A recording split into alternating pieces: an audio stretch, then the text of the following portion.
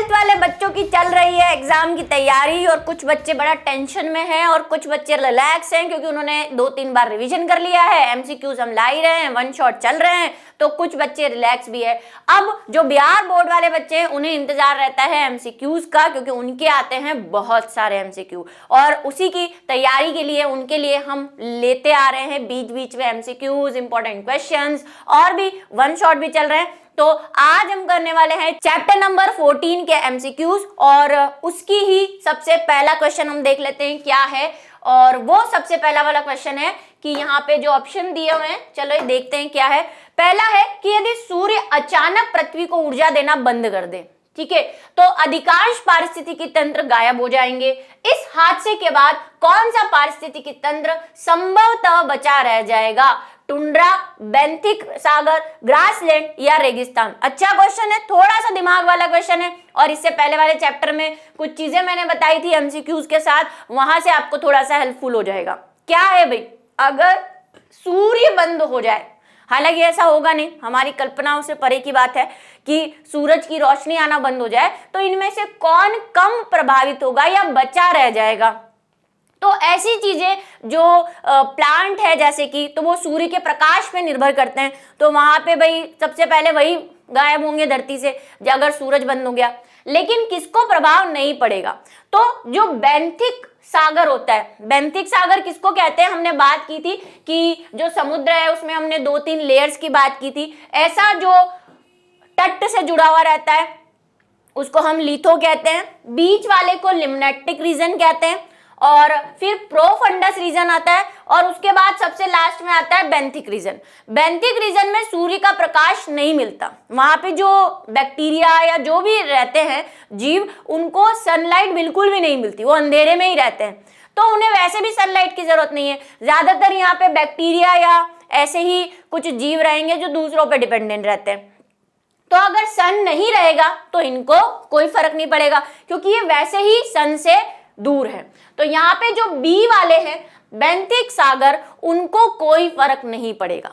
ठीक है, चलिए नेक्स्ट पे चलें। दूसरा है, निम्नलिखित में से किसने पारिस्थितिकी सेवाओं की कीमत निर्धारित करने का प्रयास किया? Robert Costanza, Charles Elton, R Hees और जे.बी. लिविंग।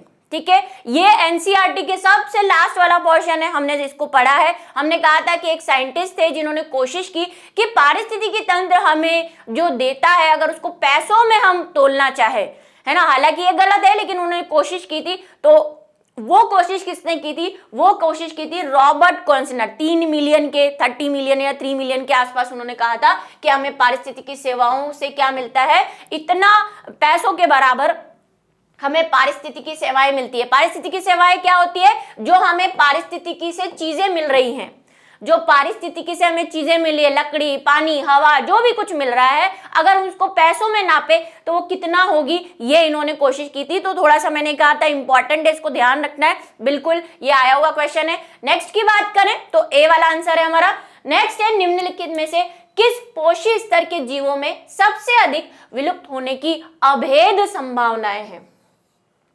अगर ये जीव है उत्पादक, अपघटक, द्वितीय उपभोक्ता या तृतीय उपभोक्ता, अगर कोई भी पोषी स्तर है उसमें सबसे ज्यादा विलुप्त होने की संभावना किसकी है? अगर कुछ ऐसा हो जाए, प्रकृति में कोई चेंज आ जाए, तो सबसे पहले कौन गायब होंगे? तो सबसे पहले ये गायब होंगे, तृतीय उपभोक्ता। तृतीय उपभोक्ता मतलब प्लांट, वो तो खुद बनाते खाना, उनको तो किसी पर डिपेंडेंसी है ही नहीं।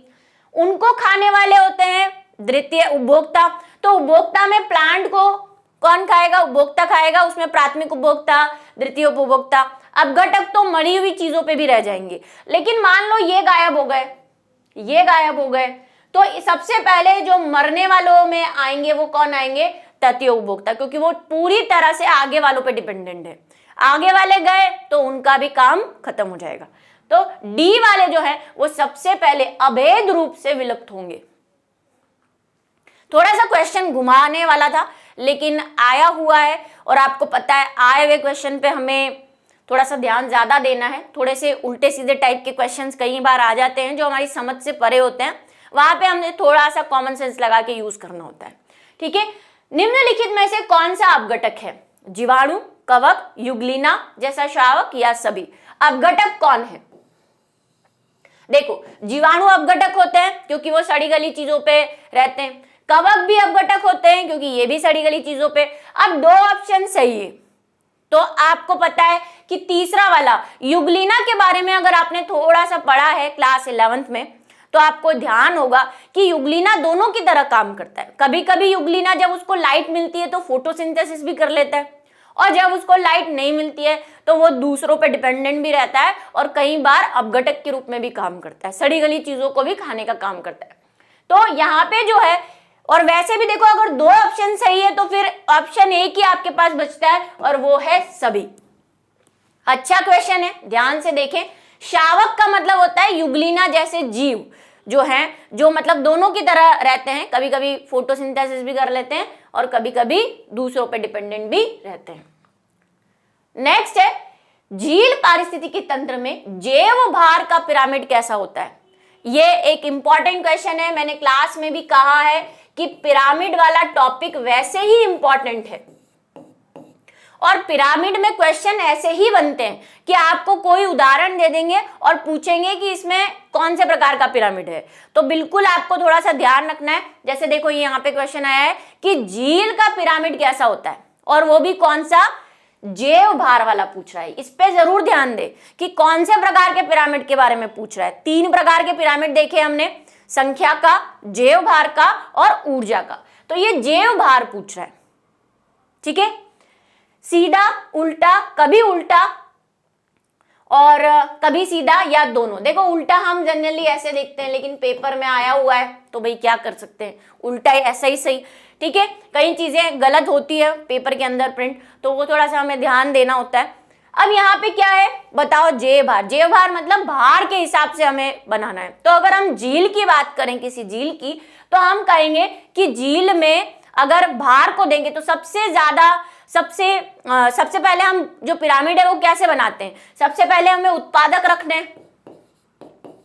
प्रोड्यूसर रखने, फिर हमें कंज्यूमर्स रखने, ठीक है। तो उत्पादक कौन है? झील के अंदर उत्पादक होते हैं फाइटोप्लैंक्टन्स या जू प्लैंक्टन, जिनको हम प्लवक भी कहते हैं। तो पादप प्लवक या जंतु प्लवक, तो उनकी संख्या बहुत ज्यादा होती है, मिलियंस ऑफ पादप प्लवक आपको मिलेंगे, लेकिन अगर उनका भार निकालने जाएंगे हम तो वो बहुत कम होता है। तो भार सबसे कम होता है फाइटोप्लैंक्टन्स का, ठीक है। हमसे सबसे बेस में कौन रखना है? उत्पादक, जो हमारे फाइटोप्लैंक्टन्स है। उनको खाने वाली है छोटी मछलियां, तो छोटी मछलियों का अगर भार देखोगे आप तो फाइटोप्लैंक्टन से थोड़ा सा ज्यादा होगा, ठीक है।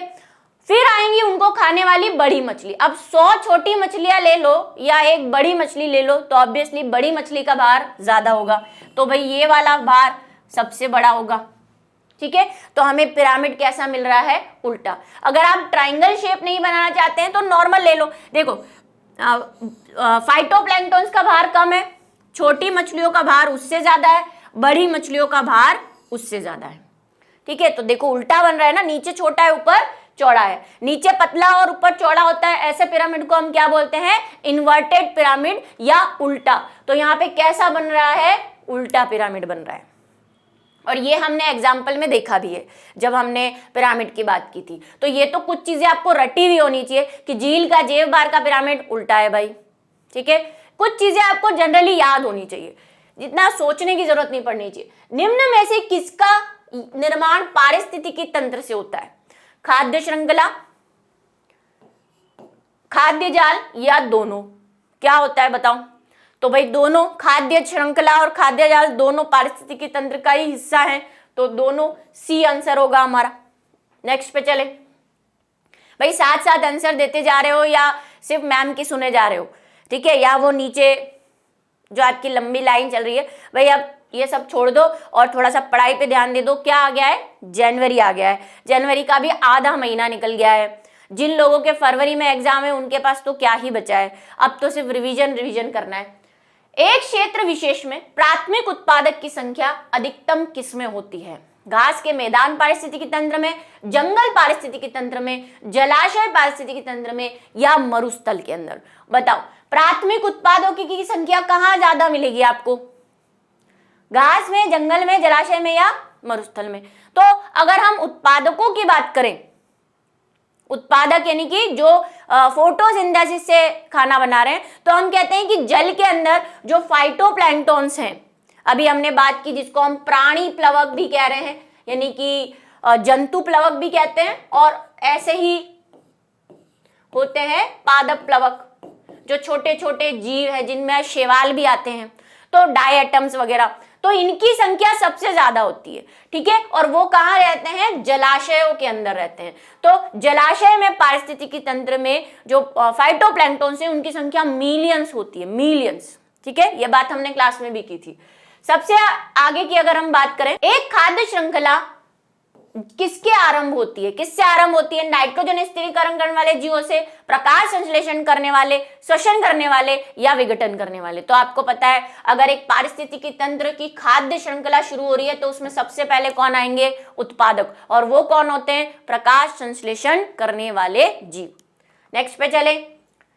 पारिस्थितिकी तंत्र में आहार स्तर को कहा जाता है उत्पादक स्तर, उपभोक्ता स्तर, शाकाहारी स्तर, या ए और बी। आहार स्तर किसको कहते हैं? आहार स्तर मतलब पोषण स्तर। तो पोषण स्तर कौन कौन से हैं हमारे पास? ये भी क्वेश्चन आया हुआ है, पारिस्थितिकी तंत्र में पोषण स्तर कौन से हैं? तो सबसे पहले होता है उत्पादक, फिर होता है उपभोक्ता,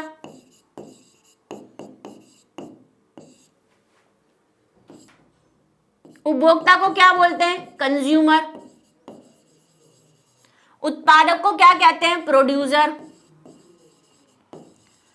ठीक है।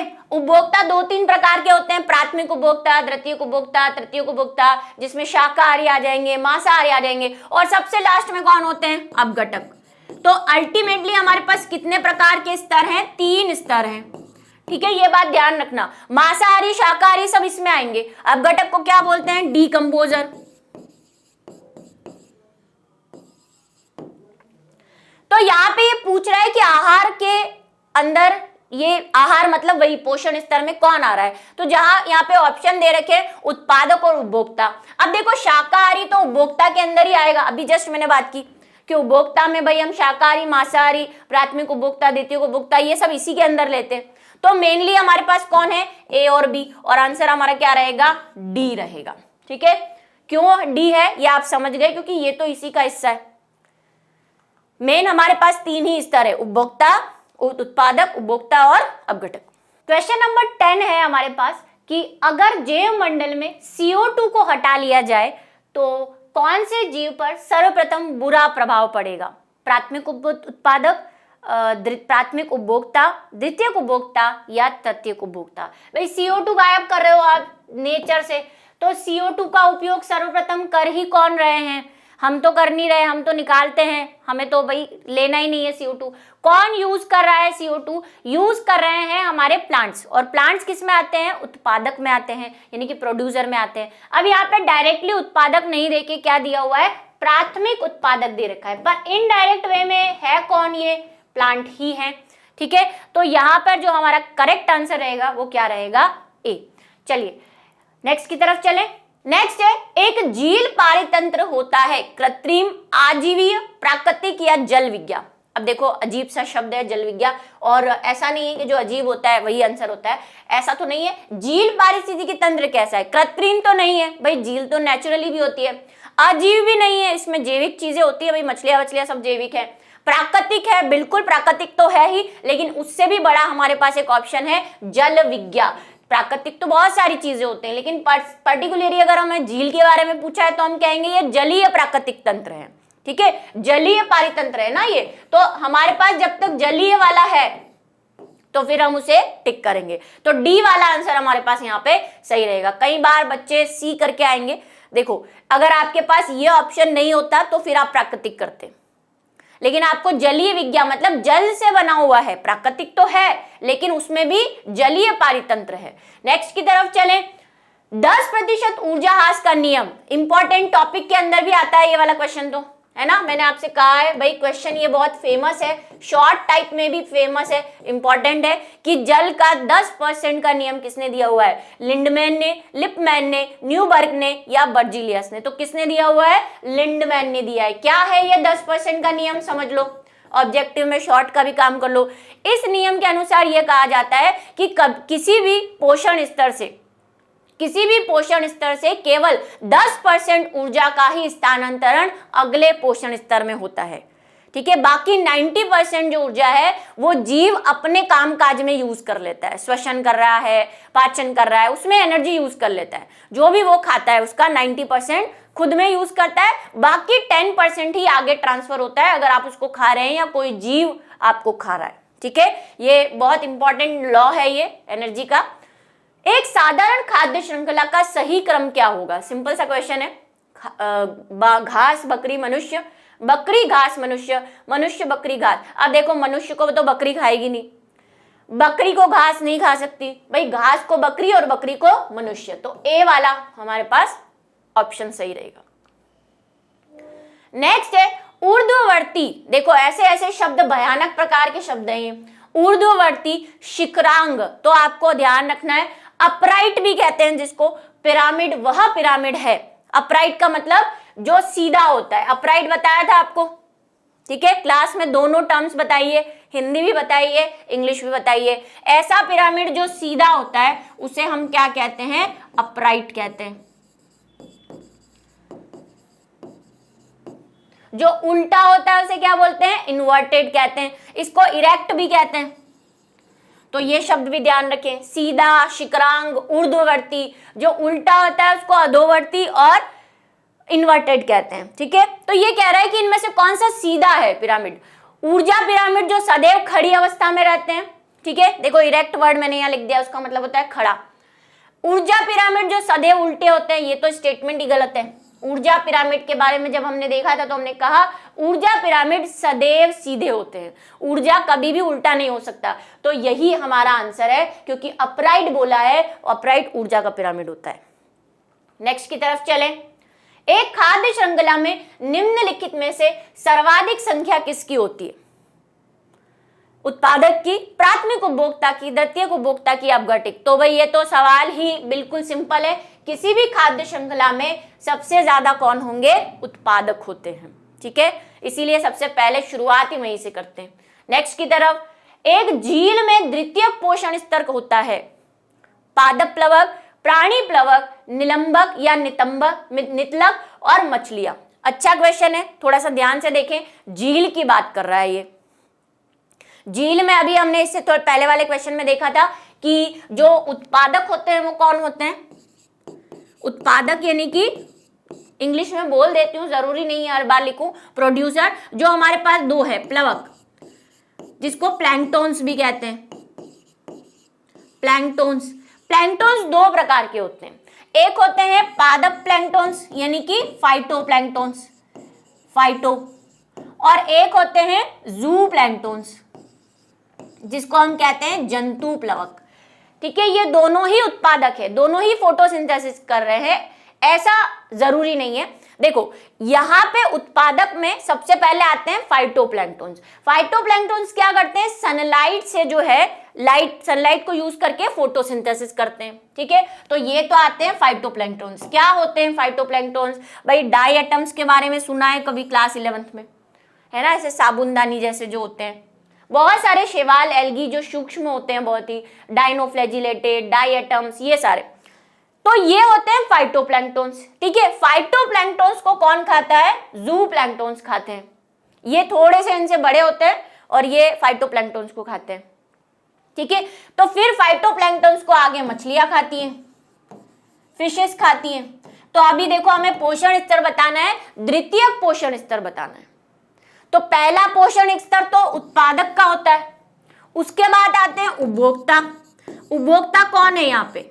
जो फाइटोप्लैंक्टोन्स को खा रहे हैं, जो उत्पादक को खाते हैं वो उपभोक्ता होते हैं। तो उत्पादक को कौन खा रहा है? ये। तो द्वितीय पोषण स्तर में कौन आएगा? ये आएंगे ना, इनको ये खा रहे हैं, ये तो होगा उत्पादक। उत्पादक को खाने वाला उपभोक्ता, और वही द्वितीय पोषण स्तर बनाता है। और इनको खाने वाले ये तृतीय पोषण स्तर हो गए, तृतीयक उपभोक्ता हो गए, है ना? तृतीयक पोषण स्तर में आएंगे ये, क्योंकि थर्ड टाइम ये खा रहे हैं। तो भाई यहाँ पे क्या आएगा? प्राणी प्लवक आएंगे। बी वाला आंसर हमारा करेक्ट रहेगा। ठीक है, ये क्वेश्चन बहुत उलझाता है बच्चों को क्योंकि बच्चे द्वितीय पोषण, प्राथमिक उपभोक्ता, प्राथमिक, भाई स्टेप बाय आप काउंट कर लो। उत्पादक आएंगे, उसको खाने वाला प्राथमिक उपभोक्ता, उसको खाने वाला द्वितीयक उपभोक्ता, उसको खाने वाला तृतीयक उपभोक्ता, ऐसे चलता है। नेक्स्ट है इकोसिस्टम शब्द किसने दिया था? बहुत अच्छा क्वेश्चन, मैंने आपको क्लास के अंदर बताया है, एनसीईआरटी में नहीं दिया हुआ है लेकिन क्वेश्चन पूछा हुआ है, देख लो आप। क्या है भाई, इकोसिस्टम शब्द किसने दिया था? ऑडम ने, हैमल्टन ने, टेंसले ने, या कोई नहीं? तो मैंने आपको बताया है कि इकोसिस्टम शब्द जो है वो किसने दिया हुआ है? टेंसले ने दिया हुआ है। ठीक है, इकोसिस्टम शब्द किसने दिया हुआ है? टेंसले ने दिया हुआ है। और फादर ऑफ इकोलॉजी किसको कहते हैं? ये भी लिख लो कहीं, वैसे तो क्लास में लिखाया है मैंने। फादर ऑफ इकोलॉजी किसको कहते हैं हम? तो फादर ऑफ इकोलॉजी ऑडम को कहते हैं, यहाँ पे नाम लिखा हुआ है उनका, ऑडम को कहते हैं। इंडियन फादर ऑफ इकोलॉजी किसको कहते हैं? रामदेव मिश्रा को कहते हैं। इंडियन फादर ऑफ इकोलॉजी किसे कहते हैं? रामदेव मिश्रा। ये सब मैंने क्लास के अंदर लिखा है लेकिन फिर भी आप एक बार लिख लो। नेक्स्ट की तरफ चलें। प्राथमिक और विकिरण में प्रकाश संश्लेषणात्मक संबंध, अच्छा टिक कर दिया गया मैंने वहां। नेक्स्ट है प्राथमिक और विकिरण में प्रकाश संश्लेषणात्मक सक्रिय विकिरण की क्या प्रतिशतता है? बहुत अच्छा सवाल। 100%, 50%, 1.5, 1 से 5% या 2 से 10%। तो हम ये कह रहे हैं कि सनलाइट तो देखो अथाह अनंत आ रही है, लेकिन उसका हर पार्ट जो है उससे फोटोसिंथेसिस नहीं होता। ये बात वही क्लास 11th में आप पढ़ के आए होंगे, वहां पे ज्यादा समझाई जाती है कि जो सनलाइट आ रही है उसका केवल कुछ % ही प्रकाश संश्लेषण करने लायक होता है, बाकी सारी लाइट जो होती है वो प्रकाश संश्लेषण नहीं होता सारी लाइट से। ठीक है, और वो कितने % होती है? वो होती है 50%। तो जो प्रकाश संश्लेषणात्मक विकिरण है वो कितनी होती है? केवल 50% होती है। 100% लाइट जो आ रही है पृथ्वी पे उसका केवल 50% से ही फोटोसिंथेसिस होता है, बाकी लाइट जो है इंफ्रारेड है ना, इनसे कुछ नहीं हो सकता। नेक्स्ट की तरफ चलें। पारिस्थितिकी तंत्र के 2 घटक होते हैं, पौधे व प्राणी, जैविक व अजैविक, ऑक्सीजन और कार्बन, या इनमें से कोई नहीं? तो देखो पारिस्थितिकी तंत्र के 2 घटक है, ये भी क्वेश्चन बनता है शॉर्ट में। पारिस्थितिकी के घटकों के नाम बताओ। अब घटक आते ही हमारा दिमाग खराब, लेकिन हमने क्लास के अंदर पढ़ा है, चैप्टर के अंदर पढ़ा है कि 2 प्रकार के घटक हैं, जैविक और अजैविक। जैविक में सारे जीव आ जाएंगे, अजैविक में कौन आता है? वायु, ताप, जल, सारे अजैविक है। मृदा पढ़ा है ना, याद आ रहा है कुछ? तो बी वाला ऑप्शन सही है। देखो ये ऑब्जेक्टिव अपने आप में बहुत कमाल होते हैं, इनसे दोनों तरह के क्वेश्चन कवर हो जाते हैं, शॉर्ट भी मतलब वेरी शॉर्ट वाले 1-1 नंबर वाले, और ऑब्जेक्टिव भी। पारिस्थितिकी तंत्र में निम्नलिखित में से क्या सही नहीं है? खुला तंत्र, बंद तंत्र, परिवर्तनशील तंत्र, या इनमें से कोई नहीं? तो पारिस्थितिकी तंत्र में क्या सही नहीं है?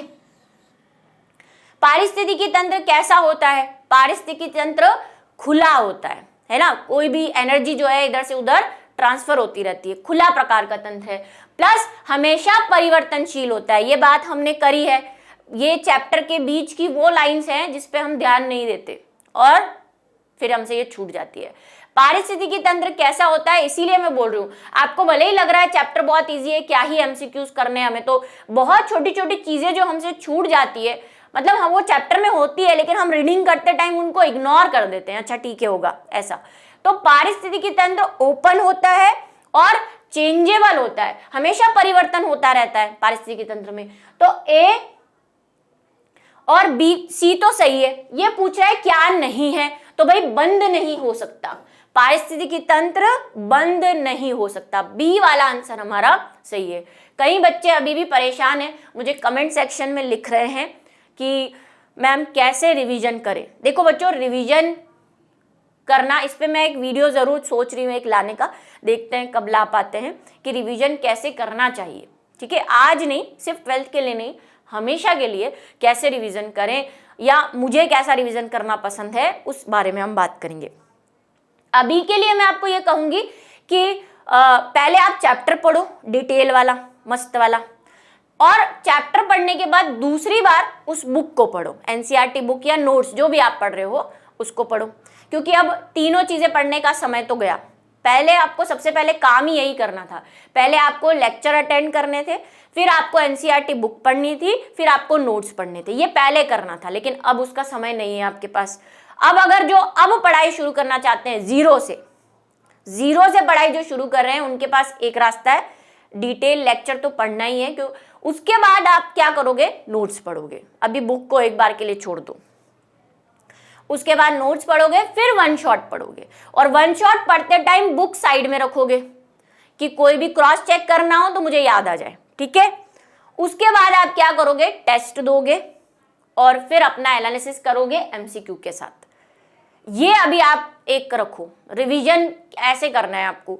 और अगर आपने बुक एक बार अच्छे ढंग से पढ़ ली है, नोट्स अच्छे से पढ़ लिया है, तो फिर आप सीधे वन शॉट देखो। जिन्होंने पहले ही ये सारे काम करके रखे हैं उनको तो सीधा वन शॉट देखना है, वन शॉट, नोट्स, टेस्ट, ये आपको ध्यान रखना है। अच्छा, कई बच्चे कहते हैं मैम आप सब्जेक्टिव टेस्ट लो। बेटा टेस्ट देना एक टीचर पर डिपेंड नहीं करता है। मेरे जो टीचर थे, मैम थी जो साइंस की, मतलब बायोलॉजी वाली मैम नहीं कह रही, साइंस वाली मैम कह रही, उन्होंने ये टेक्निक सिखाई थी जो मैं बहुत समय तक फॉलो करती थी। वो कहती थी कि टीचर की जरूरत नहीं होती टेस्ट देने के लिए, टेस्ट देने की इच्छा होनी चाहिए। आप क्या करो, बुक खोलो, जो भी आपके पास बुक है, या आप जो भी सैंपल पेपर की बुक लाए हैं, कुछ भी लाए हैं, मैंने जो आपको मॉडल पेपर करवाए हैं, वो 5 क्वेश्चन लिख लो एक बार। अगर आपको लॉन्ग की प्रैक्टिस करनी है तो लॉन्ग वाले, शॉर्ट की प्रैक्टिस करनी है तो शॉर्ट वाले, जो भी आपको करनी है। 5 क्वेश्चन लिख लो, बुक कॉपी बंद, टाइम सेट करो कि भैया ये इतने टाइम में हो जाना चाहिए। लॉन्ग क्वेश्चन लिखना शुरू करो, बिल्कुल अच्छे से, जैसा आप एग्जाम में लिखना चाहते हो वैसा आपको करना है। देखो कि कितना टाइम आपने मतलब उसके अंदर वेस्ट किया है ना। आपको टाइम की लिमिट का भी ध्यान रखना है। तो आप अपना एक तो स्पीड प्लस आपको जो जो उसके अंदर डालना है वो सारी चीजें देखो। उसके बाद आप क्या करोगे, फिर टाइम देखोगे कि कहीं मैंने ज्यादा टाइम तो नहीं ले लिया। अब बात आती है चेकिंग की। तो अगर आप स्कूल जा रहे हैं तो अपने उन मैम ने तो मुझे कहा था कि मैं चेक कर दूंगी आपका, है ना, आप टेस्ट दो। तो मैं रोज एक टेस्ट देके उनके पास चेक करने ले जाती थी। लेकिन अभी आप स्कूल नहीं जा रहे होंगे तो फिर आप वही खोलो नोट्स, देखो आपने क्या क्या गलतियां की हैं, क्या नहीं लिखा, क्या छोड़ दिया। देखो ऐसा क्यों करना होता है, क्योंकि हम ये सोचते हैं एग्जाम में मैं ये करूंगा, जैसे मैंने आपको बताया कि अच्छे नंबर कैसे लाएं, तो आपने वो देख लिया।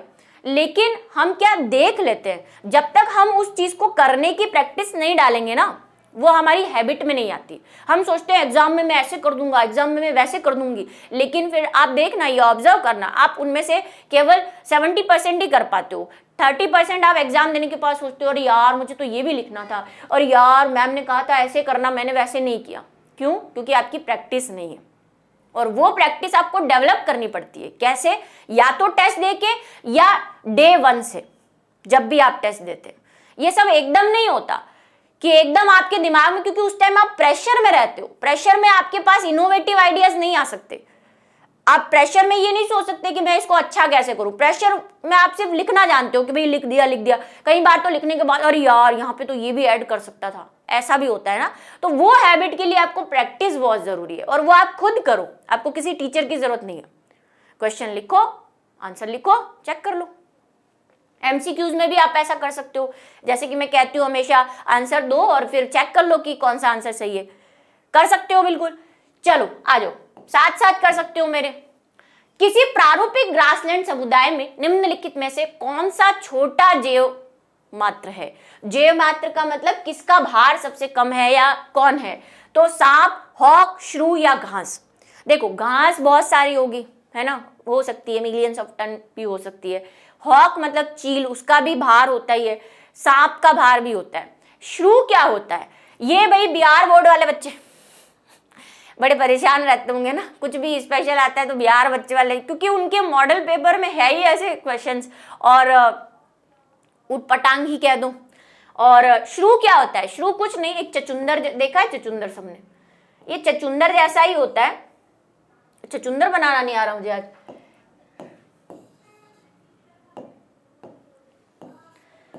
चूहे जैसा ही होता है ये, है ना। चूहा देखा है आपने सभी ने? ये तो चूहा नहीं दिख रहा, चूहा देखा है। चूहा तो बहुत बड़ा होता है, ये बिल्कुल इसका भार जो है मतलब 2-3 इंच जितना, 2-3 इंच कितना होता है, इतना, ये 2-3 इंच जितना ही होता है बस, चचुंदर जैसा, उसको बोलते हैं श्रू। ठीक है, तो ये श्रू का भार जो है जैव भार सबसे कम होता है। नेक्स्ट की तरफ चलें। निम्नलिखित में से कौन सा पारिस्थितिकी तंत्र का एक उत्पादक है? उत्पादक कौन है? उत्पादक पूछ रहा है भाई। वेलिसिनेरिया, स्पाइरोगायरा, टेक्टोना या निम्फिया। उत्पादक का मतलब क्या होता है? जो पेड़ है। लेकिन अब पेड़ कौन सा पूछ रहा है? वन में पूछ रहा है। ये जलीय है, ये भी जलीय है, ये भी जलीय है। वन के अंदर स्थल वाला आएगा और वो है टेक्टोना। टेक्टोना किसको कहते हैं? टीक को, पेड़ को कहते हैं भाई। टीक जिसको हम सोगान या सोगान का ट्री जो होता है ना, उसको कहते हैं टेक्टोना ग्रैंडिस। सागवान, सोगान, जो भी आप कहते हो, वो टीक का पेड़ जो होता है उसको, तो ये स्थल पे पाया जाएगा। सी वाला आंसर। नेक्स्ट है, वह जो दूसरे के कारण भोजन प्राप्त करता है। थोड़ा सा घुमावदार क्वेश्चन। दूसरों के कारण भोजन प्राप्त करता है, दूसरों से भोजन प्राप्त करता है ऐसा नहीं बोल रहा। ठीक है, परजीवी, कीटहारी, परभक्षी या सहजीवी। तो यहाँ पे आंसर आने वाला है सहजीवी, यानी कि सिम्बायोसिस, जिसमें दो जीव साथ साथ रहते हैं, एक दूसरे को फायदा पहुंचाते हैं, प्लस प्लस वाला रिलेशन। ये टेबल आप देख लेना, मैं बार बार बोल रही हूँ, बहुत इंपॉर्टेंट है, इस पे क्वेश्चन आए हुए हैं। आ सकता है कि कोई भी आपको एक दे के पूछ लेगा सहजीवन सहभोजिता को समझाओ। ठीक है, क्या है सहजीवन? इसमें देखो ये पूछ रहा है दूसरे के कारण भोजन प्राप्त करता है। ये तो दूसरों से भोजन प्राप्त करता है, दूसरों पर डिपेंडेंट रहता है, उससे भोजन प्राप्त करता है। कीटहारी भी दूसरों को खा के करता है, परभक्षी भी दूसरों को खा के करता है। ये क्या कह रहा है? रह रहा है उसके साथ, है ना, और उसी के साथ रहकर वो जो खाना बना रहा है उसका उपयोग कर रहा है, जैसे कि कवक और शेवाल, लाइकेन इसका एग्जांपल ले सकते हो। तो दूसरों के कारण भोजन प्राप्त कर रहा है, तो डी वाला ऑप्शन हमारे पास यहाँ रहेगा। जैसे कि वो फिश भी देखा था हमने, शार्क के पीछे छोटी सी फिश लगी होती है, तो वो उससे भोजन प्राप्त करती रहती है। नेक्स्ट है, अपघटक या डीकंपोजर्स क्या होते हैं? पर स्वपोषी, स्वतः विषमपोषी, ऑर्गेनोटॉप्स या विषमपोषी। क्या होते हैं भाई अपघटक? अपघटक जो सड़ी गली चीजों पे, हेट्रोट्रॉपिक है ये। ठीक है, सेल्फ तो नहीं है, स्वपोषी भी नहीं है, स्वतः विषमपोषी भी नहीं है, सड़ी गली चीजों से खा रहे हैं। ऑर्गेनोटॉप्स पहले भी क्वेश्चन आया हुआ है, ऑर्गेनिक कंपाउंड से, वो तो स्वपोषी भी हो सकते हैं ऑर्गेनोटॉप्स। तो डी वाला ऑप्शन हमारे पास सही रहेगा। ठीक है, पौधों पर पड़ने वाले सौर्य विकिरण का कितना प्रतिशत रासायनिक ऊर्जा में परिवर्तित? एक और अच्छा सवाल, पहले वाले से कनेक्टेड है। 100%, 1 से 5%, 2 से 10% और 25%। कई बच्चे सोचेंगे मैम 50%, लेकिन वो तो यहाँ पे ऑप्शन ही नहीं है, सवाल में अंतर है। देखो, सूर्य से आने वाली जो विकिरणें हैं 100%, है ना, अगर हम उसको माने, तो पौधे प्रकाश संश्लेषण में केवल उसका 50% ही यूज कर पाते हैं। मतलब 50% किरणों का ही यूज फोटोसिंथेसिस में कर पाते हैं, लेकिन पूरे के पूरे 50% पौधे यूज करें ये जरूरी नहीं है भाई। लाइट आ रही है 100, उसमें से 50% ऐसी लाइट है जिसका फोटोसिंथेसिस हो सकता है। ठीक है, वो कितनी है? 50%। लेकिन जितनी भी लाइट का फोटोसिंथेसिस हो सकता है, सब लाइट थोड़ी फोटोसिंथेसिस की जा रही है, पौधे तो अपनी लिमिट के हिसाब से कर रहे हैं। इस 50 में से भी केवल 1 से 5% लाइट को ही रासायनिक ऊर्जा में परिवर्तित कर रहे हैं। मतलब ग्लूकोज जो भी बना रहे हैं पौधे सनलाइट को यूज करके, वो सिर्फ 1 से 5% बना पा रहे हैं। 100% लाइट में से 50 तो यूज करने लायक है, लेकिन जितनी यूज करने लायक है वो सारी भी कन्वर्ट नहीं हो रही है, उसका केवल 1 से 5% ही रासायनिक ऊर्जा में परिवर्तित हो रहा है, मतलब कि फोटोसिंथेसिस हो पा रहा है। ठीक है, बी वाला आंसर सही है, बहुत अच्छा क्वेश्चन। चलिए नेक्स्ट की तरफ। उपभोक्ता के खाद्य पदार्थों को अपने नए जैव मात्रा में किसी दिए गए अवधि में हो तो रासायनिक ऊर्जा का परिणाम को कहेंगे जैव भार, प्राथमिक उत्पादक, द्वितीयक उत्पादक या स्टैंडिंग फसल, स्टैंडिंग क्रॉप। ठीक है, क्या है? अगर कोई खाद्य पदार्थ है, उपभोक्ता के खाद्य पदार्थ अपने नए जैव भार में किसी दी गई अवधि में रासायनिक ऊर्जा, ये परिभाषा है आपको लिखाई हुई है। कोई भी उपभोक्ता जो भी खा रहा है उसका यूज करके अपने जैव भार में जो भी वृद्धि करेगा, जैसे आपने पौधों को खाया, खा के आपने उस खाने का जो एनर्जी आपने पौधों से ली थी उसका यूज श्वसन में किया, पाचन में किया, अपने प्रोटीन्स बनाए, अपने कार्बोहाइड्रेट बनाए, उसे हम क्या कहते हैं? उसे कहते हैं उस टाइम की स्टैंडिंग क्रॉप्स। लिख लेना इसकी परिभाषा, वैसे हमने क्लास में डिस्कस की है, लेकिन फिर भी अगर भी नहीं भी समझ में आ रही है तो एक बार फिर से लिख लो, स्टैंडिंग क्रॉप क्या होती है। ये रही इसकी परिभाषा।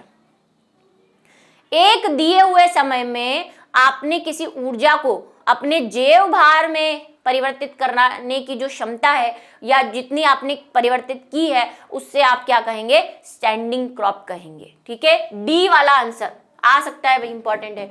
जो बच्चे मेरे सारे एमसीक्यूज देख रहे हैं उनको बिल्कुल ये समझ में आया होगा कि इनमें से बहुत सारी चीजें आपके मॉडल पेपर में आ चुकी है, और मैंने पहले भी कहा ये एमसीक्यूज तो मैं बहुत पहले बना चुकी हूँ।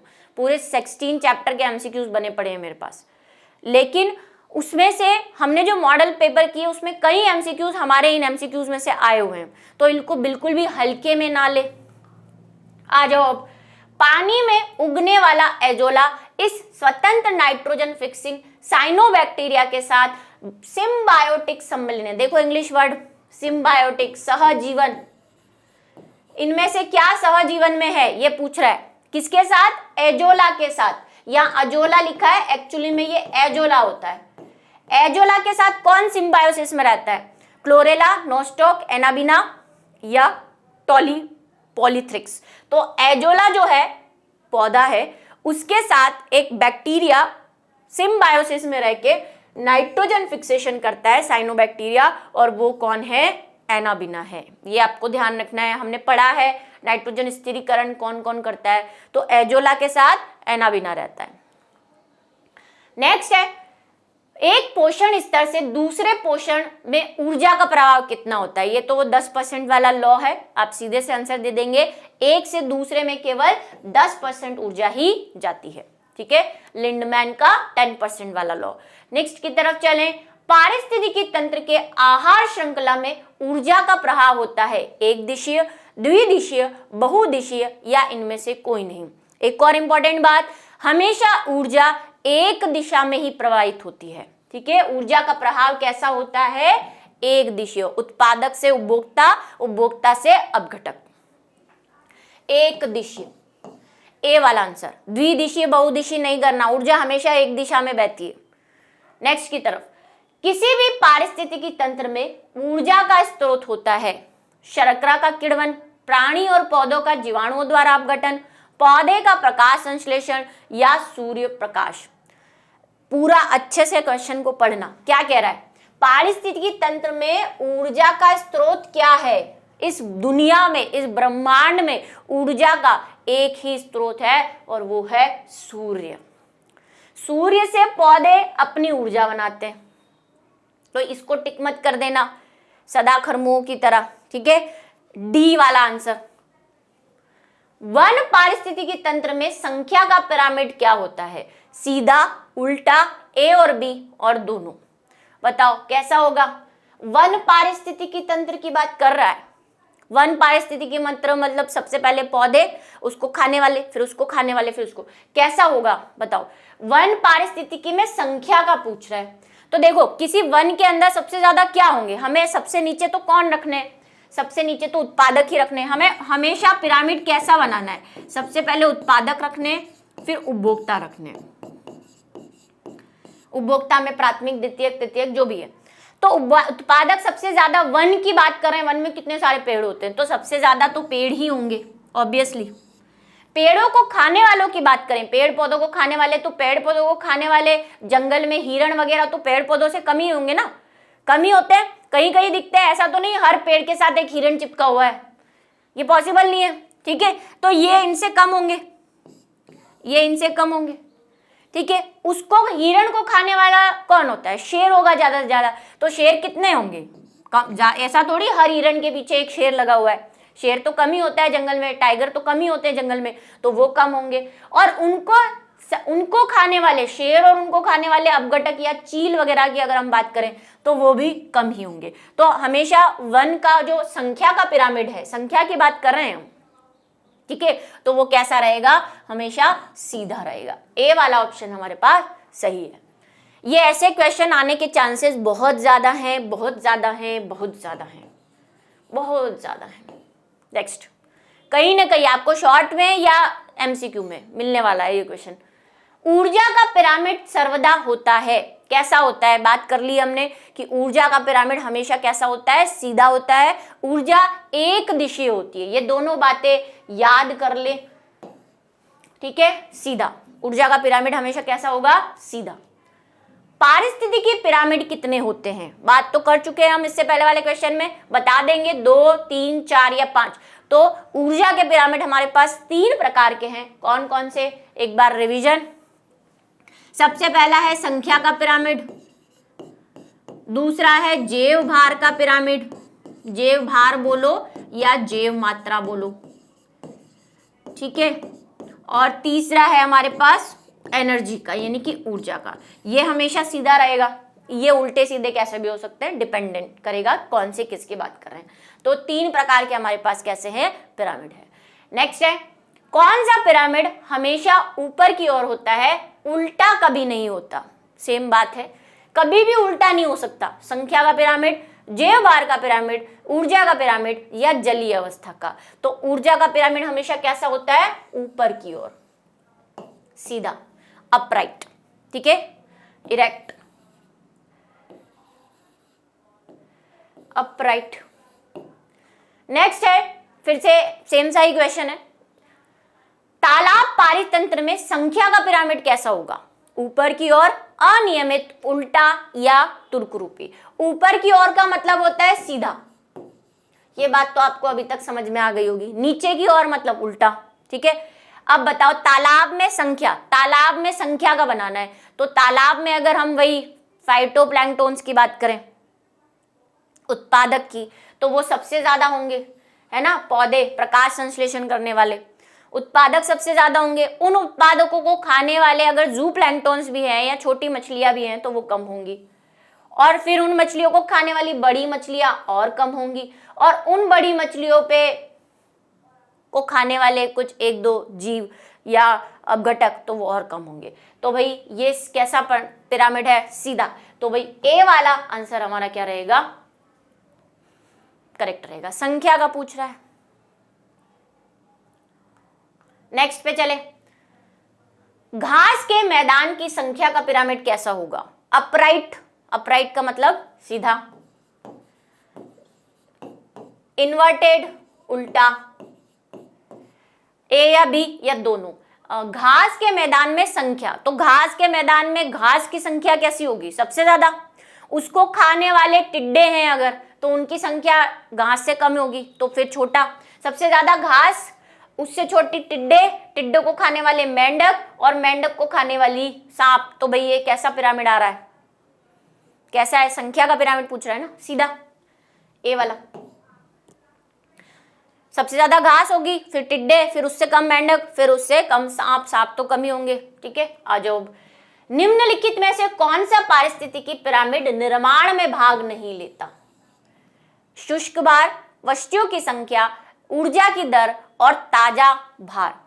अगर हम पारिस्थितिकी पिरामिड बनाए तो इनमें से क्या चीज हम काम में नहीं लेंगे? अभी कौन से की बात कर रहा है? ये बात कर रहा है जैव भार के पिरामिड की। जैव भार के पिरामिड में हमने एक बात कही थी कि जब भी हम जैव भार निकालते हैं किसी का भी, पौधे का या जंतु का, तो हम उसका शुष्क भार निकालते हैं। हमेशा कैसा भार निकालते हैं? शुष्क भार निकालते हैं। क्या होता है शुष्क भार? मैंने समझाया था कि देखो, हर जीव के अंदर कम से कम 40 से 70% पानी होता है। उसका जो भी बॉडी वेट है, जो भी उसका भार है, उसमें सबसे ज्यादा तो पानी ही है। तो हम इस पानी को ऊर्जा थोड़ी ना कह सकते हैं, हमें तो उसका नॉर्मल भार पता करना है कि उसके अंदर प्रोटीन, कार्बोहाइड्रेट, जो उसकी है, जो भी चीजें, फैट है, उसका कितना भार है। पानी एनर्जी का सोर्स नहीं है, तो हमें इसको निकालना पड़ेगा। तो जब भी हम जैव भार की गणना करते हैं या जैव भार निकालता है किसी भी पौधे का या जंतु का, तो उसमें से पानी को माइनस करके निकालते हैं, है ना। पानी को, पौधा है तो उसको सुखा देंगे, फिर उसका भार निकालते हैं। तो कभी भी उसका फ्रेश भार नहीं निकाला जाता। फ्रेश भार किसको कहेंगे? जिसमें पानी होता है, जल वाला, जल के साथ वाला, उसको बोलते हैं ताजा भार। जैसे अभी मैं खड़ी हो जाऊं यहाँ पे, मेरे अंदर पानी भी है, तो मेरा ये ताजा भार है। लेकिन एक होता है शुष्क भार, ड्राई वेट। वो हमेशा हम जब भी जैव भार की बात करते हैं तो हमेशा ड्राई वेट को यूज करते हैं कि बॉडी में पानी निकालने के बाद, मतलब टोटल वेट कर लो, फिर हम बोलेंगे कि जो भी टोटल वेट है उसका 70% पानी है, तो उसको 70% निकाल के माइनस कर लो, वो मेरा क्या हो जाएगा, ड्राई वेट हो जाएगा। ठीक है, तो डी वाला जो हम कभी भी कंसीडर नहीं करेंगे, हमेशा शुष्क भार को कंसीडर करते हैं या संख्या को कंसीडर कर सकते हैं अगर पिरामिड, क्योंकि यहाँ पे ऐसा नहीं बोला जैव भार, जैव भार निकालेंगे तो शुष्क भार निकालेंगे, संख्या को तो संख्या ही निकालेंगे, और ऊर्जा है तो ऊर्जा ही निकालेंगे, ताजा भार को कभी काम में नहीं लेते। नेक्स्ट है, निम्नलिखित में से कौन सा पिरामिड कभी उल्टा नहीं होता? दे देंगे आंसर, बिल्कुल दे देंगे मैम, ऊर्जा। ठीक है, ए वाला आंसर। देखो मैंने कहा ये क्वेश्चन बहुत बार आए हुए हैं और आते ही रहते हैं इसके अंदर। उत्तम प्रकार का पिरामिड जो सदैव सीधा रहता है, ऊर्जा का पिरामिड, जैव भार का पिरामिड, संख्या का पिरामिड, ए और बी। बताओ सदैव सीधा कौन रहता है? एक ही है हमारा, ए, ऊर्जा का पिरामिड। इसी क्वेश्चन को बार बार अलग अलग तरह से पूछा हुआ है। जलीय पारितंत्र में ऊर्जा का पिरामिड, अब आपको कंफ्यूज करने के लिए बोल रहा है जलीय में बताओ, तो आप सोचने लग जाओ अच्छा जलीय में तो फिर सोचना पड़ेगा, लेकिन आगे देखो जलीय में ऊर्जा का पिरामिड बोला है, और जल में ऊर्जा, ऊर्जा का पिरामिड कहीं भी हो हमेशा कैसा रहेगा? सीधा। कैसा रहेगा? सीधा, ए। इस तरह से आपको थोड़ा सा कंफ्यूज कर सकते हैं। नेक्स्ट है, स्तरीय विन्यास यहां मिलता है। स्तरीय विन्यास क्या होता है? स्ट्रेटिफिकेशन। स्ट्रेटिफिकेशन क्या होता है? स्ट्रेटिफिकेशन एक बार समझा देती हूँ कि कोई भी पारिस्थितिकी तंत्र की हम बात कर रहे हैं तो उसमें जो भी जीव है, या स्पेशली अगर हम प्लांट्स की बात कर लें तो प्लांट्स का जो स्तर बने हुए हैं, जैसे कि सबसे नीचे घास लगी हुई है तो एक ये लेवल है इसका, है ना, ये इसका लेवल है। फिर उससे छोटे थोड़े से हर्ब्स लगे हुए हैं, वो थोड़े से ऊंचे होंगे इस तरह से बीच बीच में, तो उनका एक स्तर है, स्तर मतलब लेवल है। फिर पेड़ की बात करें, श्रब की बात करें तो ये थोड़े से और ऊंचे होंगे ऐसे। ठीक है, अब इनकी थोड़ी सी पत्तियां लगा दूं, जैसे ये श्रब है, ये घास थी नीचे, है ना, ये क्या हो गए, ये थोड़े से श्रब हो गई, और फिर उससे ऊंचे पेड़ हो जाएंगे, तो पेड़ को बना लेते हैं ग्रीन। ये देखो ये पेड़ हो गया। पेड़ की क्या बनती है? कैनोपी बनती है। कैनोपी शब्द भी पढ़ा था हमने। बहुत सारे पेड़ जब ऊपर का एरिया, उनका जो मिल के एरिया कवर करता है उसको हम कैनोपी कहते हैं, है ना, पेड़ों की। तो देखो यहाँ पे स्तर बने हुए हैं। सबसे पहले घास का एक स्तर है, फिर थोड़ा सा शूप का यानी कि श्रब का या हर्ब्स का स्तर है, फिर श्रब का, उसके बाद पेड़ का, वृक्षों का। तो इसको कहते हैं स्ट्रेटिफिकेशन। अब स्ट्रेटिफिकेशन कहाँ मिलता है ये बात बतानी है आपको। बताओ, ट्रॉपिकल रेन फॉरेस्ट में, डेसिडुअस वन में, मरुस्थल में, या ए और बी दोनों के अंदर? तो देखो मरुस्थल में पेड़ तो होते ही गिने चुने पेड़, क्या नाम अगर ले लो तो एक तो कैक्टस मिलेगा आपको, है ना, वो ज्यादा से ज्यादा इतनी हाइट का, और फिर ज्यादा से ज्यादा पेड़ मिल जाएंगे। तो स्ट्रेटिफिकेशन का नाम तो मरुस्थल के अंदर लेना भी मत। अब बात कर लेते हैं डेसिडुअस। डेसिडुअस किसको कहते हैं? पर्णपाती को। पर्णपाती वन में हमें फिर भी क्या मिलता है? स्ट्रेटिफिकेशन मिलता है। पर्णपाती वन किसको कहते हैं? जो बसंत या पतझड़ के अंदर गिर जाती है जिनकी पत्तियां, उनमें मिलता है, और ट्रॉपिकल में भी मिलता है। ट्रॉपिकल का मतलब उष्ण कटिबंधीय, उष्ण कटिबंध। तो भाई दोनों में हमें स्टैटिक, यहाँ पे कम मिलेगा लेकिन मिलता जरूर है, और इसमें तो बहुत ज्यादा है। उष्ण कटिबंध में आप सब उष्ण कटिबंध में आते हो, राजस्थान, यूपी, बिहार सब उष्ण कटिबंधीय एरिया में आता है। आपको देखो ये सारी चीजें मिलेंगी किसी वन के अंदर। तो बी जो है, डी जो है वो हमारा आंसर रहेगा, ए और बी। अच्छा क्वेश्चन है, बिल्कुल ध्यान से देखें। नेक्स्ट है चरम, इस पे शायद किसी में मॉडल पेपर में ये क्वेश्चन हमने किया है, स्तरीकरण वाला, है ना। चरम समुदाय बनने एक समुदाय की प्रजाति को दूसरे से पारितंत्र कहलाता है। अच्छा, सिंपल सा क्वेश्चन है। अनुकरण, पारितंत्र, जनसंख्या, मतलब कोई समुदाय है यहाँ पे, कोई भी पेड़ पौधे कुछ भी है, उसका हट के कोई दूसरा समुदाय वहां पे आ जाता है, दूसरा प्रकार की चीज आ जाती है, उसको हम क्या कहते हैं? उसको हम बोलते हैं सक्सेशन यानी कि अनुक्रमण। ठीक है, पारिस्थितिकी अनुक्रमण। वही तो होता है, दो प्रकार का पढ़ा हमने, प्राथमिक अनुक्रमण और द्वितीयक अनुक्रमण। प्राथमिक जो सबसे पहले कहीं जहाँ पे कुछ भी नहीं होता है वहां पे अगर पेड़ पौधे या जीव आ जाते हैं तो उसको हम प्राथमिक बोलते हैं। जहाँ पहले से कुछ हो लेकिन किसी वजह से जल जाए, जंगल जल जाए, कोई भूकंप आ जाए, कोई कुछ आ जाए, उसकी वजह से पेड़ नष्ट हो गए, अब वहां पे नए पेड़ दोबारा बन रहे हैं तो उसको हम कहेंगे द्वितीयक अनुक्रमण। तो इस पे भी लॉन्ग टाइप का क्वेश्चन आया हुआ है, शायद एमपी वाले पेपर में था, एमपी मॉडल पेपर के अंदर, तो इसको भी देखें जरा। नेक्स्ट की तरफ चलें, वृक्ष सहित। अच्छा, कमेंट सेक्शन में जरूर बताएंगे कितने, कई बच्चे लिखते हैं कि मैम मैंने एडिशनल में ले रखा है बायो, लेकिन फिर भी मेरे जो 60 है उसमें से 40 सही है या 43 सही है, तो बहुत अच्छी बात है, इसका मतलब आप अच्छे से पढ़ रहे हैं और एडिशनल में पढ़ रहे हैं तो भाई बहुत अच्छी बात है, और भी ज्यादा अच्छी। वृक्ष रहित जीनोम क्या कहलाते हैं? बायोम भी कहते हैं जिसको। टुंड्रा, मरुस्थल, घास का मैदान या उपरोक्त, जहां पे वृक्ष नहीं होते, मतलब न के बराबर होते, नहीं होते से मीनिंग क्या है? नहीं होते। वृक्ष रहित तो कहाँ नहीं होते? जनरली हमें मरुस्थल एरिया में नहीं देखने को मिलते। डेजर्ट एरिया में वृक्ष की बात करना मतलब बहुत थोड़ा सा अजीब हो जाता है। टुंड्रा में फिर भी मिल जाते हैं आपको, लंबे लंबे वो कोन शेप के वृक्ष मिलते हैं ना, पाइन्स, ऐसे उन पे बर्फ पड़ी रहती है। नेक्स्ट है, कुछ जंतुओं में होने वाले शीत निष्क्रियता क्या कहलाती है या क्या होती है? शीत निष्क्रियता मतलब हाइबरनेशन। बार बार बोलती जा रही हूं इंग्लिश वर्ड, बिल्कुल देखते चले साथ साथ। लयबद्ध, सामूहिक, कदाचित या क्षणिक। बताया था, अनुकूलन वाले चैप्टर में पढ़ा है वैसे तो हमने इसको, कि कुछ जीव जो होते हैं वो अत्यधिक गर्मी या अत्यधिक ठंड से बचने के लिए निंद्रा में चले जाते हैं, अपने आप को छुपा लेते हैं। जैसे मेंढक सिर्फ बारिश में दिखता है, गर्मी और सर्दी में सोया रहता है। भालू 6 महीने के लिए सोया रहता है। और छिपकली का एग्जाम्पल मैंने आपको दिया था। तो सर्दी की अत्यधिक कठिन परिस्थितियों से बचने के लिए ये छुप जाते हैं अपने बिल के अंदर या कहीं भी एक जगह बना के, उसे हम क्या कहते हैं? हाइबरनेशन कहते हैं। ये कैसा होता है? क्या ये लयबद्ध होता है, मतलब रिदमिक होता है, अभी सो गए फिर उठ गए, फिर सो गए फिर उठ गए, फिर सो गए फिर उठ गए, ऐसा नहीं। सामयिक होता है ये। सामयिक का मतलब समय के अनुसार होता है। मौसम परिवर्तन हो गया तो भाई 6 महीने सर्दी चली तो 6 महीने सो रहे हैं, 3 महीने ही सर्दी रही तो 3 महीने ही सोएंगे। तो ये सामयिक होता है, समय के हिसाब से होगा। कदाचित का मतलब होता है कभी कभी होता है, मतलब किसी सर्दी में सो रहे हैं किसी सर्दी में नहीं सोए, ऐसा थोड़ी होता है, हर सर्दी में सोएंगे। और क्षणिक का मतलब पल दो पल के लिए होता है। गाना नहीं याद आ रहा? नहीं, मुझे नहीं आता गाना याद, पल दो पल, ठीक है। तो बी वाला आंसर है जो वो क्या है? सामयिक, यानी कि कैसा होता है ये? टाइमली होता है, टाइम पीरियड के अकॉर्डिंगली होता है।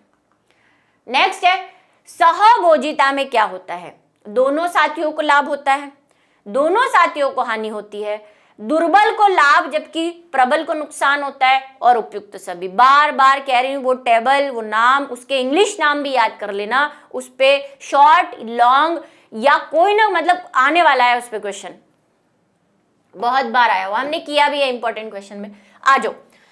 और था भी मॉडल पेपर के अंदर, वही शायद एमपी के अंदर ही था, है ना। सहभोजिता क्या है? सहभोजिता में क्या होता है? +0 का कॉम्बिनेशन होता है। +0 का कॉम्बिनेशन मतलब क्या होता है? इसमें एक को तो लाभ होता है लेकिन दूसरे को ना तो लाभ होता है ना हानि होती है। इसका एग्जाम्पल मैंने आपको ऐसे याद करने को बोला था, सहभोजिता, साथ साथ भोजन करना। अब देखो साथ साथ भोजन कैसे कर रहे हैं? वो भोजन कर रहा है और आपने खाना बनाया है, आप उसको खाना खिला रहे हो कि चल मैंने खाना बनाया है खा ले, तो ऐसा तो नहीं है वो उसको खाना भी मिल रहा है क्योंकि वो खाना नहीं बना पा रहा। आपने खाना बनाया है लेकिन आपको कोई, उसको खाना खिलाने से आपको लाभ तो नहीं हो रहा लेकिन आपको कोई नुकसान भी नहीं हो रहा। ऐसे याद करने के लिए बोला था मैंने। तो भाई ये सी वाला, इसमें दुर्बल जो होता है उसको तो लाभ होता है और जो प्रबल होता है वो नुकसान विहीन रहता है, उसको कोई नुकसान नहीं रहता। ठीक है, ये कौन सा है? ये तो सहजीवन वाला है। दोनों को हानि ये होती है, पर दोनों को हानि वाला तो हमने खैर देखा नहीं कि दोनों को हानि होती है। एक परजीवी जरूर देखा है जिसमें एक को हानि एक को लाभ होता है। ऐसा पैरासाइट उसमें हो सकता है, स्पर्धा के अंदर। यस, एक भूल गई मैं, स्पर्धा, कंपटीशन में हम बोलते हैं कि दोनों को हानि होती है ना। हाँ, होता है माइनस। एक सफल परजीवी वह है जो तेजी से वृद्धि करता है, तेजी से प्रजनन करता है, लंबे समय तक आधिपत्य से चिपका रहता है, अपने आधिपत्य से न्यूनतम मांग रखता है। बहुत बढ़िया। बताओ भाई इसका आंसर। एक सफल परजीवी कौन सा है, एक सक्सेसफुल पैरासाइट कौन सा हो सकता है? तो बताओ, या तो वो तेजी से वृद्धि कर रहा है इसलिए सक्सेसफुल है, वो प्रजनन कर पा रहा है इसलिए सक्सेसफुल है, वो अपने आधिपत्य से लंबे समय तक चिपका रह सकता है इसलिए है, अपने आधिपत्य से न्यूनतम मांग रखता है इसलिए वो सक्सेसफुल है। देखो पैरासाइट को क्या है, पैरासाइट को जैसे आपके ऊपर जो जू रह रही है, जुएं रह रही है, या किसी पे भी कोई पैरासाइट रह रहा है, मच्छर आपके अंदर प्लाज्मोडियम घूम रहा है, प्लाज्मोडियम आपसे सब कुछ ले रहा है, अपना प्रजनन भी वही कर रहा है, अलैंगिक प्रकार का खाना भी आपसे ही ले रहा है। वो तो चाहेगा कि आप ज्यादा से ज्यादा देर तक जिंदा रहो, आप जितने दिन जिंदा रहोगे उतने दिन वो भी जिंदा रहेगा। तो उसका मकसद आपको मारना नहीं है, उसका मकसद आपको मारना नहीं है। हाँ, हालांकि आप उसकी हरकतों की वजह से मर रहे हैं, लेकिन वो आपको मारना नहीं चाहता, क्योंकि उसको तो भैया उसका होस्ट खत्म हो जाएगा अगर आप मर गए तो उसका मकसद ये होता है कि वो ज्यादा दिन तक आपके अंदर रह सके, ठीक है। और ज्यादा दिन तक जिंदा रहने के लिए आपको क्या, उसको आपको कम तकलीफ देनी पड़ेगी। अगर मान लो जुए हैं, वो आप में खून चूसे जा रही है, कुछ चूसे जा रही है, तो आप में खून की कमी हो जाएगी और आप मर जाओगे। तो पैरासाइट वो अच्छा होता है जो अपने होस्ट से कम चीजों में गुजारा कर ले, जितना कम वो उससे खींचेगा उतना कम ज्यादा टाइम सामने वाला जिंदा रहेगा। तो ये बहुत सोचने वाली बात है। अपने आधिपत्य से न्यूनतम मांग रखनी चाहिए उसको, जितनी न्यूनतम मांग रखेगा उसका होस्ट जिस पे वो रह रहा है उतने दिन ज्यादा जिंदा रहेगा और उसका सर्वाइवल जो तरीका है वो बढ़ जाएगा, ठीक है। डी वाला ऑप्शन यहाँ पे सही है। नेक्स्ट की तरफ चले। अच्छा क्वेश्चन था। कार्बन मोनोऑक्साइड से मनुष्य की मौत हो जाती है क्योंकि यह नष्ट कर देता है, ये तो पता ही है सबको। कार्बन मोनोऑक्साइड क्या करता है भाई, हमारे हीमोग्लोबिन से बंधुता उसकी ज्यादा होती है, कार्बोक्सी हीमोग्लोबिन बना के उसको खत्म कर देता है। ए वाला। नेक्स्ट है सहोपकारिता किसके बीच संबंध है। सहोपकारिता में क्या होता है, सहोपकारिता उपकार कर रहा है, किसके किसके बीच में हो रहा है भाई, इसमें दोनों को फायदा होता है। सहोपकारिता में क्या होता है, सह उपकारिता, दोनों को फायदा हो रहा है ना। तितली या पूंछ में, इश्चेरिचिया कोलाई मनुष्य में, और जू क्लोरेला। सहोपकारिता को सहजीवन भी कहते हैं। ये कई बच्चे सहजीवन और सहकारिता में बहुत कंफ्यूज रहते हैं। सहोपकारिता, साथ साथ उपकार कर रहे हैं, मतलब दोनों एक दूसरे का उपकार कर रहे हैं। हर्मिट क्रैब और सी एनिमोन, ये एग्जाम्पल हमने देखा है, यही एग्जाम्पल यहाँ का सूटेबल आंसर है। देखो हर्मिट क्रैब क्या होता है, हर्मिट क्रैब समुद्र में रहता है, खाना वाना खाता है। सी एनिमोन आपको फोटो बताया था, ऐसा होता है, ऐसा है ना। सी एनिमोन क्या होता है, छोटा सा एक एनिमल है, और ये क्या करता है, हर्मिट क्रैब के ऊपर चिपका रहता है, उसके कवर पे चिपक जाता है। मान लो ये क्रैब है, इसके ये हाथ पैर है ना, अभी कार्टून टाइप का बना रही हूँ, इस पे ये सी एनिमोन चिपका रहता है, बहुत छोटा होता है क्रैब के कंपैरिजन में, इस पे चिपक जाता है। सी एनिमोन में होते हैं टेंटाकल्स, ऐसे उसके स्टिंग्स होते हैं। अब ये क्या करता है, कोई भी जानवर इसके पास हर्मिट क्रैब को खाने आता है तो ये ऐसे टेंटाकल से पॉइजन सिक्रीट करता है या टेंटाकल्स उस पर मार देता है। तो डर के मारे सामने वाला जानवर हर्मिट क्रैब को खाने नहीं आता, क्योंकि उसको पता है वहां पे कौन बैठा हुआ है, वो उसको नहीं पता है, लेकिन वो सोचता है हर्मिट क्रैब के पास कोई क्या है, औजार है जिससे वो जहर फूंक रहा है, तो हम मर जाएंगे। तो हर्मिट क्रैब की जान बची रहती है। तो हर्मिट क्रैब को तो भाई फायदा हो गया, प्लस वाला। सी एनिमोन को क्या फायदा होता है कि हर्मिट क्रैब जो खा रहा है उसका जो बचा कुचा खाना है वो सी एनिमोन को मिल जाता है, क्योंकि सी एनिमोन है ही कितनी जान, ठीक है। दूसरा, रहने के लिए जगह मिल जाती है। तो डी वाला आंसर जो है वो क्या है, हर्मिट क्रैब और सी एनिमोन का। नेक्स्ट है अनावरोधित प्रजनन क्षमता क्या होती है। अनावरोधित मतलब बिना अवरोध के अगर कोई प्रजनन क्षमता है, किसी की रिप्रोडक्टिव क्षमता है, उसको क्या बोलेंगे, जन्म दर, वहन दर, जैव विविधता या जनन क्षमता। तो नाम ही बता रहा है भाई, जनन क्षमता कहेंगे उसको। नेक्स्ट है ट्रॉपिकल वनों में कुछ जातियों की विलुप्ति का मुख्य कारण क्या हो सकता है। अगर कोई उष्णकटिबंधीय वन है उसमें कोई जाति विलुप्त हो रही है तो मेन कारण उसका क्या होगा, डिफोरेस्टेशन, एफोरेस्टेशन, पॉल्यूशन या मृदा संरक्षण। तो सबसे बड़ा मेन कारण तो क्या है कि अगर वहां के पेड़ पौधे नहीं रहे, आपने पेड़ काट दिए, डिफोरेस्टेशन का मतलब वनोन्मूलन, डिफोरेस्टेशन का मतलब वनों उन्मूलन, बाहर करना, वन निकालना। और एफोरेस्टेशन का वन मतलब वनारोपण, वन लगाना। पॉल्यूशन तो प्रदूषण, ठीक है। तो मृदा क्षारण मतलब सॉइल इरोजन। तो भाई सबसे जाति विलुप्त होगी उसका मेन रीजन क्या हो सकता है कि वहां पे फॉरेस्ट ही नहीं रहे, पेड़ खत्म हो जाएंगे तो उससे रिलेटेड जीव भी वहां पे नहीं रहेंगे। 16 वन पाए जाते हैं, ये हमारी बुक के अंदर नहीं है लेकिन ये आया हुआ क्वेश्चन है। उड़ीसा के पूर्वी तट पर, उत्तरी पूर्वी हिमाचल पर, पश्चिमी घाट केरल में या दक्षिण पठार। तो मैं सीधा ही बता देती हूँ, सी वाला आंसर है इसका। पश्चिमी घाट यानी कि केरल में पाए जाते हैं 16 वन, नाम है उन वनों का 16 वन। वह जंतु जो अपने शरीर के 1/3 भार के बराबर जल की कमी सहन कर सकता है ना, कौन है वो? नेक्चुरस, ऊंट, छिपकली या काइटोन। तो रेगिस्तान का जहाज यानी कि ऊंट जो है वो अपने शरीर का 1/3 भार से रिलेटेड जल की कमी को सहन कर सकता है। क्यों करता है? हमें तो बचपन में ऐसे सिखाते थे कि इसकी कुबड़ में वो जल को जमा करके रखता है, लेकिन ऐसा नहीं है। मैंने आपको बताया था कि ऊंट की जो कुबड़ होती है, जो हम्प होती है, उसमें फैट जमा होती है। जब उसको जरूरत होती है तो वो उस फैट को डाइजेस्ट कर लेता है, पाचित कर लेता है, और उससे जल जो निकलता है उसका यूज अपने शरीर की क्रियाओं में कर लेता है। जल जमा नहीं होता, फैट जमा होती है, ठीक है। चलिए नेक्स्ट की तरफ चलें। मूल रोम किसमें नहीं होते?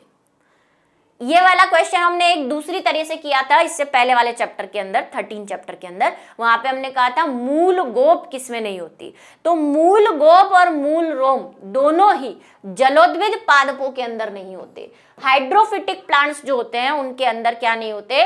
मूल रोम भी नहीं होती, मूल गोप भी नहीं होती। मूल गोप क्यों नहीं होती? क्योंकि उनको पानी में रहना है, ज्यादा खरोच वरोच नहीं लगनी चाहिए। मूल रोम इसलिए नहीं होते, मूल रोम का काम होता है जल अवशोषण करना, लेकिन ये तो रह ही जल में रहे हैं, इनको ज्यादा जल की कोई ऐसी आवश्यकता नहीं है। दूसरा, इनकी जो पत्तियां होती है वो खुद भी जल अवशोषित करने में सक्षम होती है। तना जो होता है वो भी आराम से जल के अंदर डूबा हुआ है, पानी मिलता रहता है, तो इनको ज्यादा मूल रोम की जरूरत नहीं होती। तो ए वाला ऑप्शन हमारे पास करेक्ट रहेगा।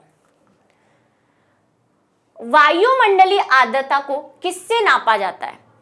ऑक्सेनोमीटर से, हाइग्रोमीटर से, फोटोमीटर से या पोटोमीटर से?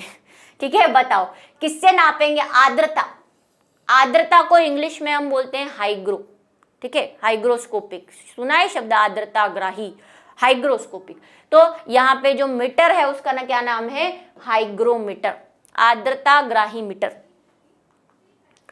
नेक्स्ट की तरफ चलें। स्ट्रैटिफिकेशन नहीं पाया जाता, कहां नहीं मिलेगा? इसका आंसर दे देंगे, इसी से जुड़ा हुआ सवाल एक हमने देखा था।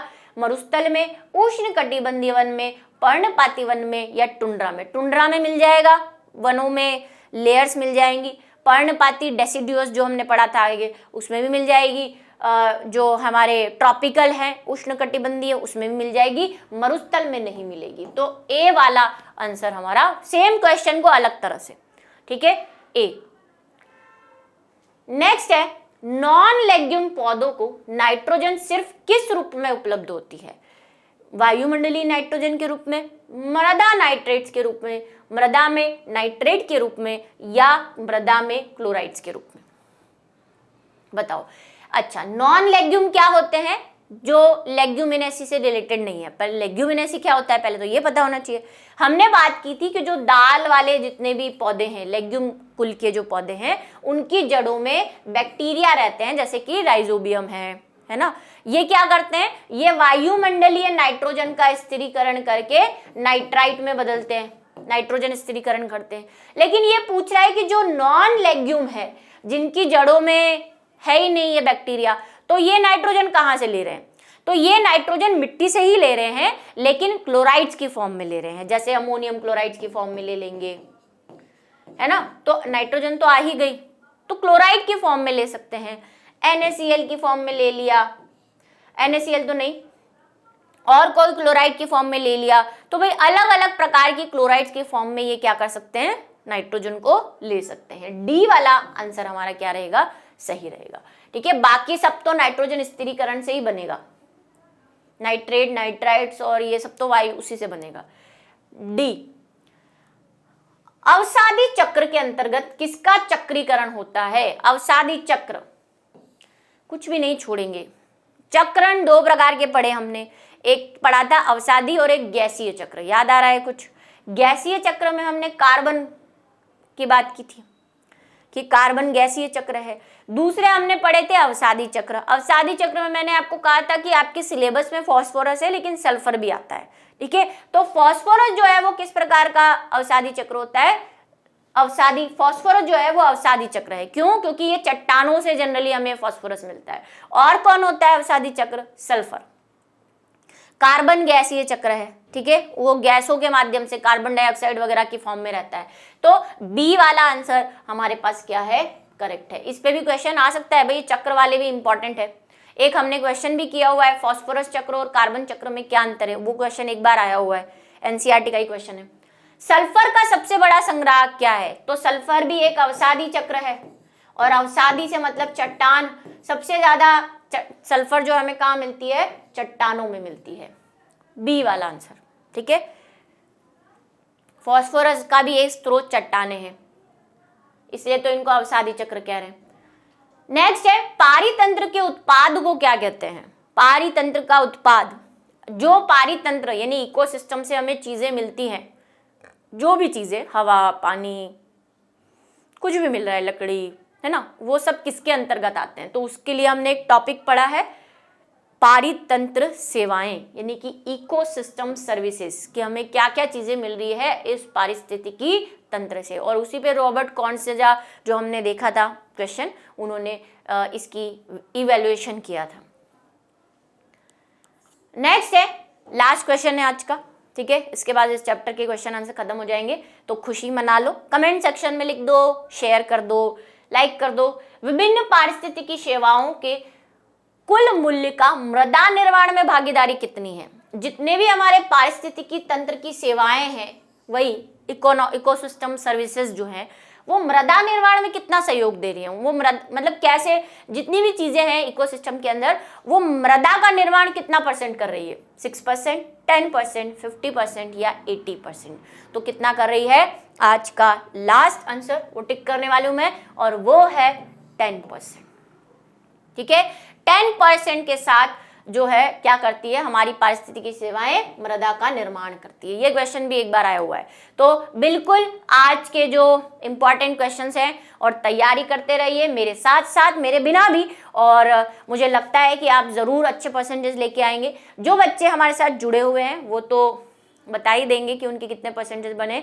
जो वीडियो देखते हैं वो भी अपने रिजल्ट्स के बाद जरूर बताएं मुझे कहीं ना कहीं, किसी न किसी थ्रू, कि मैम इतने परसेंटेज बने। बिल्कुल मिलेंगे नेक्स्ट वीडियो के अंदर, तब तक के लिए बाय।